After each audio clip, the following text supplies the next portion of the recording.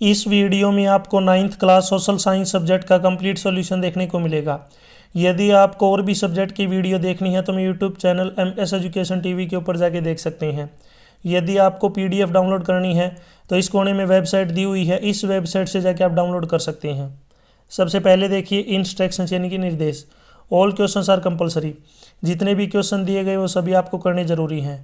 Question 1 to 10 1 mark के question है, 11 to 14 2 marks, 15 16 3 marks, question 17 18 ये आपकी केस स्टडी क्वेश्चन है 3 मार्क्स, क्वेश्चन 19 5 मार्क्स, क्वेश्चन 20 आपका मैप आधारित प्रश्न है 5 मार्क्स।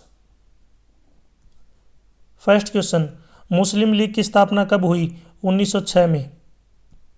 लक्षद्वीप डैश में स्थित है? ये लक्षद्वीप जो है अरब सागर में स्थित है। Option B right. Question 3, Bharat में हिमालय की सबसे ऊंची चोटी कौन सी है? Kanchenjunga. Option C right. Question 4, एक लोकतांत्रिक देश में शक्ति का वास्तविक स्रोत कौन है? लोग। क्वेश्चन 5, पालमपुर में मुख्य गतिविधि क्या है? खेती। Option C right. Question 6, Plassey का युद्ध डैश में हुआ? प्लासी का जो युद्ध है 23 जून 1757 ईस्वी में हुआ। क्वेश्चन 7, डैश में प्रत्यक्ष लोकतंत्र मौजूद है? स्विट्जरलैंड में। क्वेश्चन 8, लोगों के लिए लोगों के द्वारा शासन, ये शब्द किसने कहे? ये कहे थे अब्राहम लिंकन ने, अमेरिका के राष्ट्रपति ने। आप मुझे कमेंट सेक्शन में बताओगे इनकलाब जिंदाबाद का नारा किसने दिया?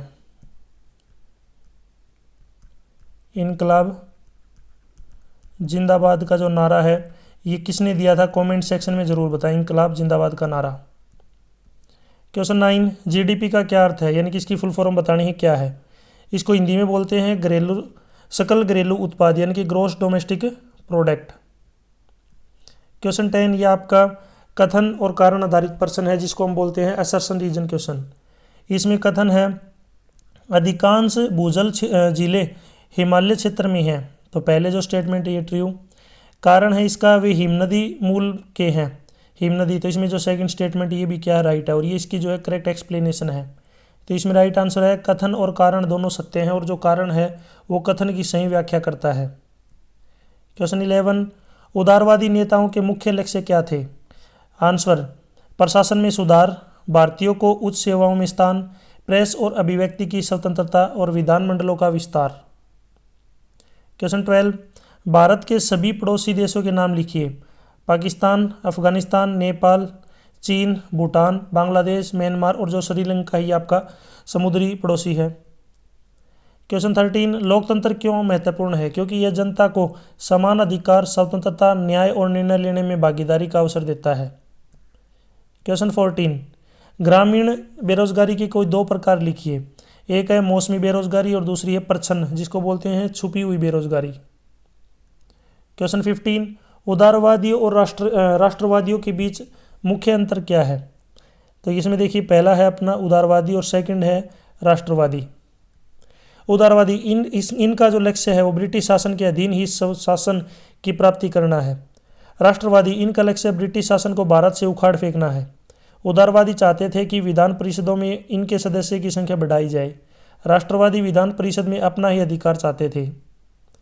उदारवादी लोग सरकार के सामने पूरी नरमी और उदारता से अपनी मांग रखते थे।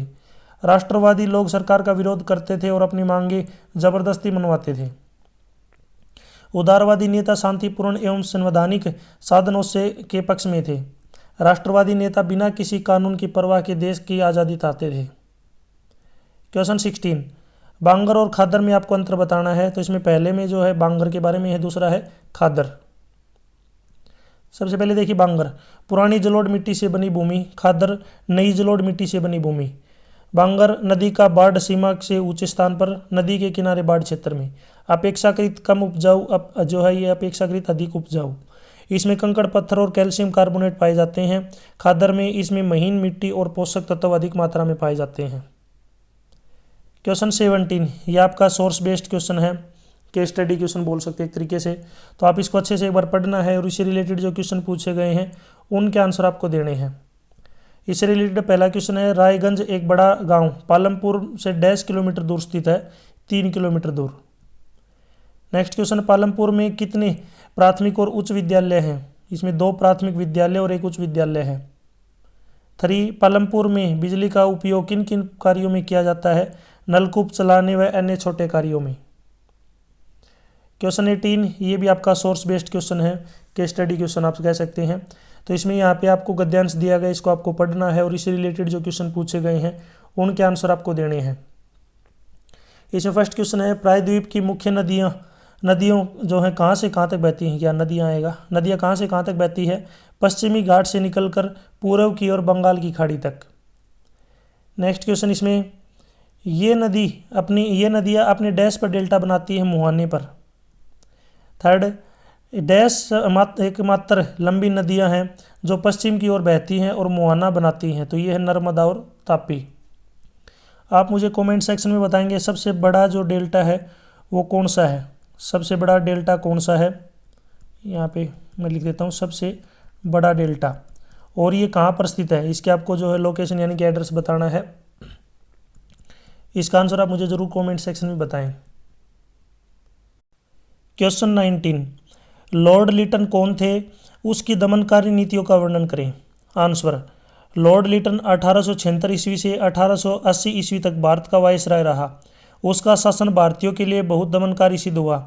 उसने 1878 ईस्वी में वर्नाक्युलर प्रेस एक्ट पास करके भारतीय भाषाओं के समाचार पत्रों की स्वतंत्रता छीन ली। उसी वर्ष आर्म्स एक्ट बनाया गया, जिसके अंतर्गत भारतीयों को हथियार रखने का अधिकार समाप्त कर दिया गया, जबकि अंग्रेजों को यह सुविधा प्राप्त रही। 1877 ईस्वी में जब देश में भीषण अकाल पड़ा हुआ था और लाखों लोग भूख से मर रहे थे, तब उसने दिल्ली में एक भव्य दरबार आयोजित करके महारानी विक्टोरिया को भारत की साम्राज्ञी घोषित किया। उसके अतिरिक्त उसने भारतीयों को उच्च सेवाओं और नौकरियों से वंचित रखा तथा उनके राजनीतिक अधिकारों को दबाने का प्रयत्न किया। इस प्रकार लॉर्ड लिटन की नीतियां भारतीयों के प्रति अन्यायपूर्ण और दमनकारी थी।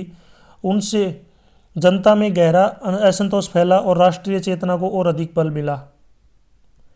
इसी के अथवा में एक और क्वेश्चन है, भारत में पश्चिमी शिक्षा कब और किसने शुरू की और इस शिक्षा से भारतीयों को क्या लाभ हुआ? आंसर, भारत में पश्चिमी शिक्षा की शुरुआत 1835 ईस्वी में लॉर्ड मैकाले के प्रयासों से हुई। उसने अंग्रेजी भाषा को शिक्षा का माध्यम बनाकर आधुनिक विषयों जैसे विज्ञान, गणित और इतिहास, राजनीति की पढ़ाई शुरू करवाई। इस शिक्षा के द्वारा भारतीयों को आधुनिक ज्ञान प्राप्त हुआ और उनमें सामाजिक और राजनीतिक चेतना जागी। भारतीय समाज में व्याप्त कुरीतियों जैसे कि स्त्री प्रथा, बाल विवाह, छुआछूत के विरुद्ध आंदोलन खड़े हुए। भारतीयों को आधुनिक विज्ञान और तकनीक की जानकारी मिली और उनमें स्वतंत्रता और समानता की भावना का विकास हुआ। पश्चिमी शिक्षा ने ही भारतीयों को राष्ट्रीय आंदोलन के लिए तैयार किया और स्वतंत्रता संग्राम में भाग लेने की जो है प्रेरणा दी। आप मुझे कमेंट सेक्शन में बताएंगे हमारे संविधान के अकॉर्डिंग हमें कुल कितने मौलिक अधिकार जो है प्राप्त हैं। हमें कुल कितने मौलिक अधिकार प्राप्त हैं ये आप मुझे कमेंट सेक्शन में बताएंगे, और साथ ही साथ मौलिक कर्तव्य कितने प्राप्त हैं हमें ये भी आप कमेंट सेक्शन में बताएं। हमें कुल कितने मौलिक अधिकार प्राप्त हैं और कुल कितने मौलिक कर्तव्य जो हमें प्राप्त है, कमेंट सेक्शन में इसका आंसर दें।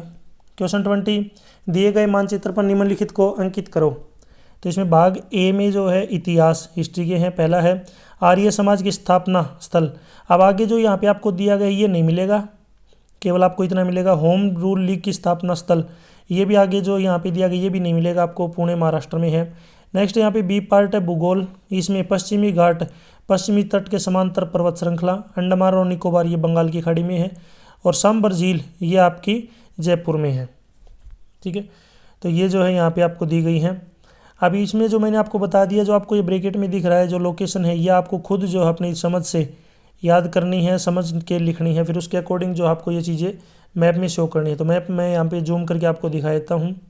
सबसे पहले देखिए यहाँ पे जयपुर ये आपका राजस्थान में है, बम्बई जिसको मुंबई बोलते हैं ये महाराष्ट्र में है, पुणे महाराष्ट्र में है, अंडमान निकोबार जो ये है यहाँ पे लोकेशन ये अंडमान निकोबार की है, और जो पश्चिमी घाट है ये आपका जो है ये जो एरिया है पश्चिम की साइड ये है पश्चिमी घाट। इनको जो आपको मैप के अंदर शो करना है।